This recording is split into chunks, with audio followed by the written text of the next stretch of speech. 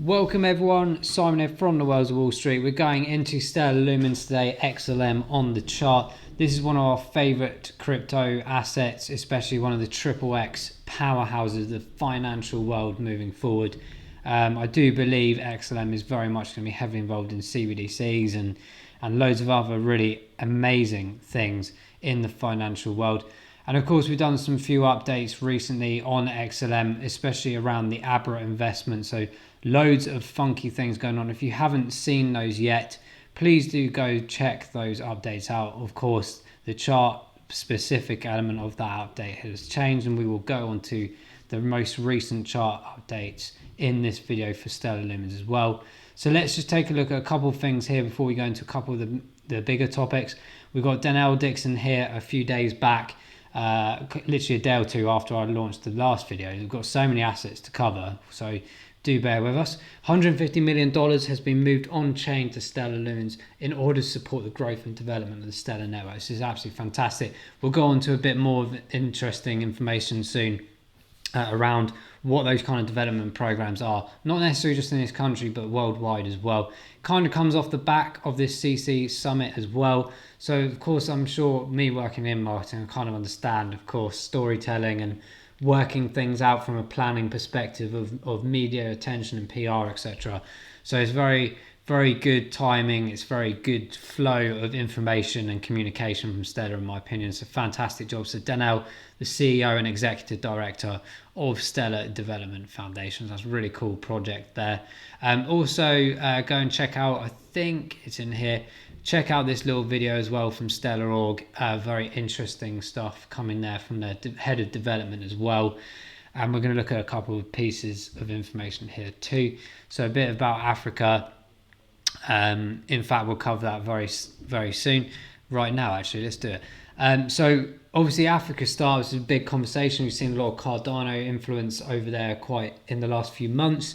What we've seen in the last sort of 12 months or so is Africa pretty much removing their trade barriers. So a continental free trade aspect, I think there's a bill or certainly some legislation dropping the trade barriers that have been there for so long. And for my opinion, I want to go to see Africa. I've been to Egypt, of course. You always forget like all these places are in Africa, right? So I've been to Africa. Morocco's on my list, and loads of other places. Like I do want to go and see Nigeria, Kenya, all of these places as well. So there's absolutely phenomenal amounts of money flowing in and out of Africa for many export and import trade aspects. There's a big population, 1.3 billion people. So it's a gigantic market, not just internally within Africa, but for the external aspects as well. As I mentioned, import, export, food especially is a big thing. I know in the UK we do have massive trade agreements with Africa.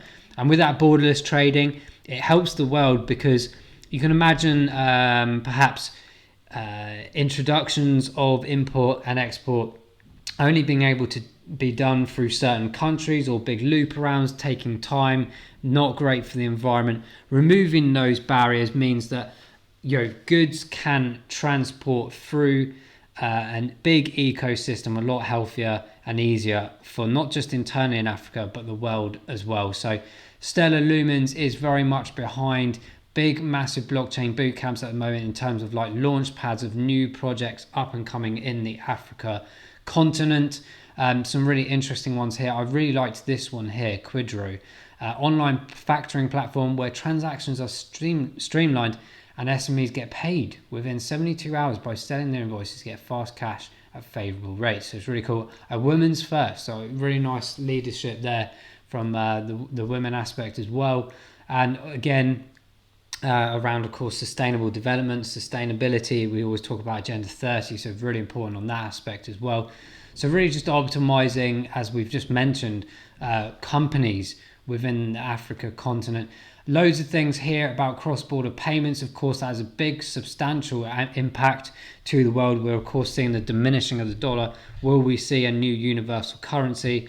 People are suggesting certain cryptocurrencies are going to take that role moving forward. But more importantly, behind it, things like these triple X cryptos. What if you don't know what I mean by triple X crypto, and this is your first time on the video, I'm talking about XDC, XLM, XRP, all different ways of helping the financial world. Of course, XRP very much around the interoperability and the bridging. XDC is doing phenomenal work in what it's doing right now. Stellar Lumens is, of course, doing things as well in these aspects. So you're enabling cross-border payments in a cost-effective way. Cross-border payments, obviously a big factor in terms of exchange rate, speed, efficiency, cost. There's always a big cost involved in these things as well, both to the public end users, businesses, and the governments themselves as well. So utilizing things like Stellar Lumens blockchain, eventually removing those transaction barriers, if you like. Similar to how Africa are removing their barriers of trade, XRP, XLM, XDC, all working towards a similar goal of reduction in cost, making it more efficient, quicker, to enable the economies around the world to explode further. So there's loads of other ones as well. Of course, Stellar Lumens being able to factor in the coding and foundation aspects to a lot of projects out there. There's many projects going to be able to use Stellar Lumens for their projects. So go and check some of these out. Some of them you can't find too much information on because they're in literally launchpad stage essentially.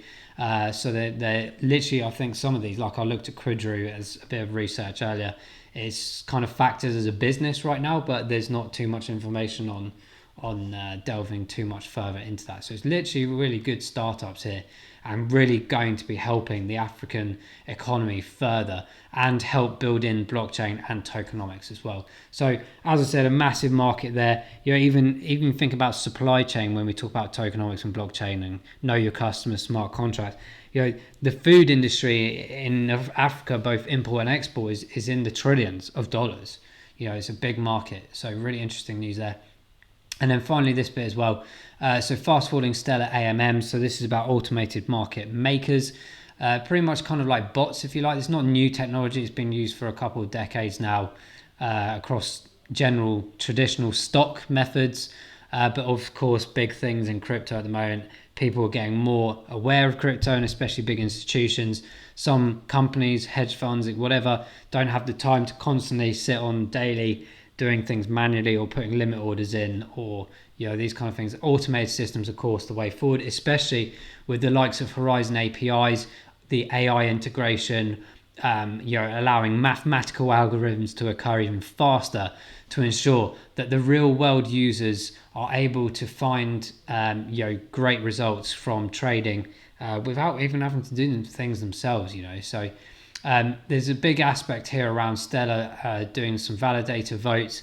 This is all around the protocol. Protocol 18 is in development. It's very much on the verge. I think I read somewhere something around November is an opportunity for Protocol 18 to come into fruition, provided it is voted in. And that's the beauty of blockchain in some aspects of governance, and token holders and developers being able to dictate or decide with the company itself whether they should and should not do things. Is it in the best interest of the business? Is it in the best interest of the holders? Is it in the best interest of economies and the goals worldwide that they are trying to achieve? So keep an eye on that. We'll probably do a video nearer the time, maybe in October sometime, as we lead towards that Protocol 18 aspect. So really exciting. So here we go. Just for example, on track with Protocol 18 Stellar Core, Horizon and Stellar SDK. I mean, there's so much involved in this. It's incredible. And pushing that journey forwards. If it goes through, users begin to access ecosystem built products and interfaces, create and trade against liquidity pools integrated with SDF.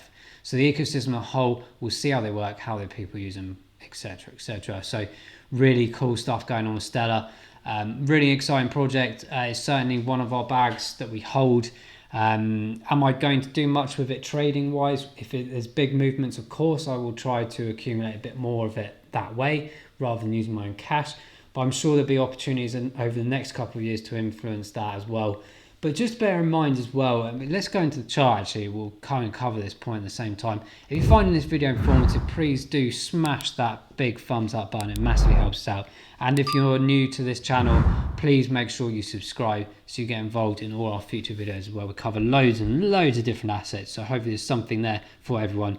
So the chart aspect, as we mentioned, of course, we might see some development as Protocol 18 comes nearer. It's quite convenient as the market starts, riding up over the next couple of months as we hit that big positive bull run supposedly coming.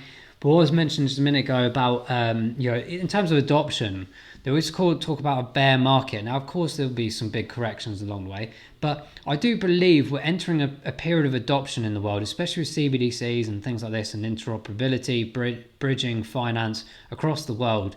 I just believe some elements of assets, especially like fundamental assets, real world utilized assets, may not go into a full bear market. They may just completely go off on their own tangent because, as I said, with adoption, there's big aspects of this and the magnitude of what these projects are involved with.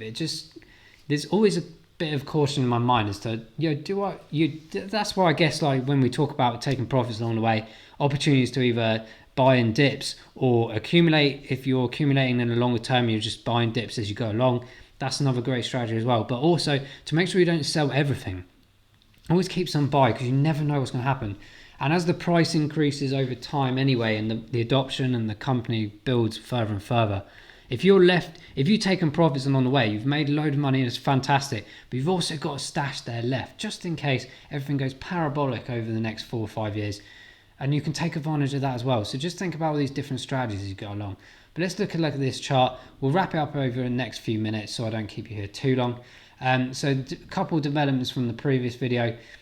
We had, as you remember, a few buy opportunities from these big top points. We managed to hit both of them actually. I was a bit disappointed to see another Bitcoin trash day as we saw on the 7th of September.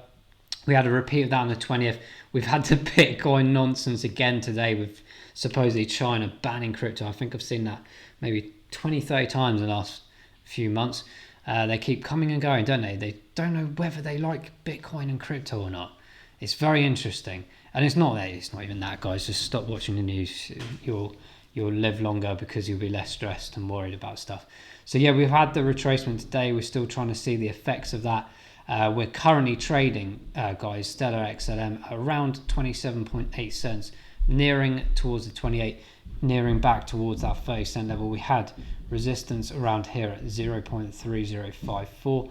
We need to try and get back to this momentum. What was quite interesting here was the drop off of resistance at that 26-ish cent level. So let's just have a quick look at those lines there. If we can start moving back in this direction, which I do think we will do over the next week or so, of course that's going to build up massive momentum for October, especially mid-October towards the end of October, when I truly believe that we'll start attacking the previous marker ups here around this level of 43-ish, 44 cents, before we then go on to the run. And I truly believe by October that we might start anticipating that move towards that all-time high.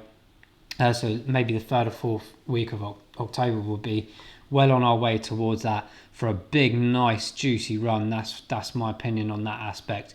But let's just see if I can find here.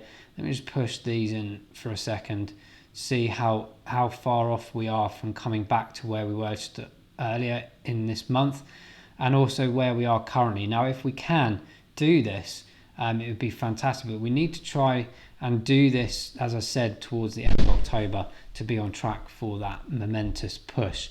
Weekly, we are 12% down. That's understandable because we've had arguably two bigger Bitcoin newses this week. In the month, we're 22% down, but that's because we've had a big retracement, as we've mentioned just there, on the 7th of September, again because of some nonsense Bitcoin trash news. But 3 months we're 11% up, and year to date we're 118. So it's really good progress continuing with this project in particular. But let's keep an eye on it. I think what's really critical here is, like I mentioned, these points here, 30 cents. This is a key target that we need to get to.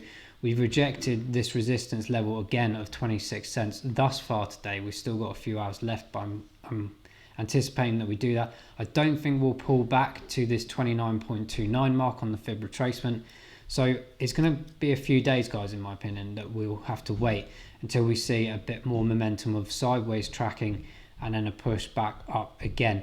What's good here on the histogram is the selling volumes are reducing. We've had a bit of a thicker red day today, but I think this is going to start cooling off, guys, especially now the Bitcoin nonsense hopefully has shaken out enough people for the whales to start plowing in a load of money and pushing this to the levels where they should be. The MACD is slightly narrowing, which is interesting. So that's why I'm anticipating that next week we will start potentially moving over into a crossover period into a bullish momentum.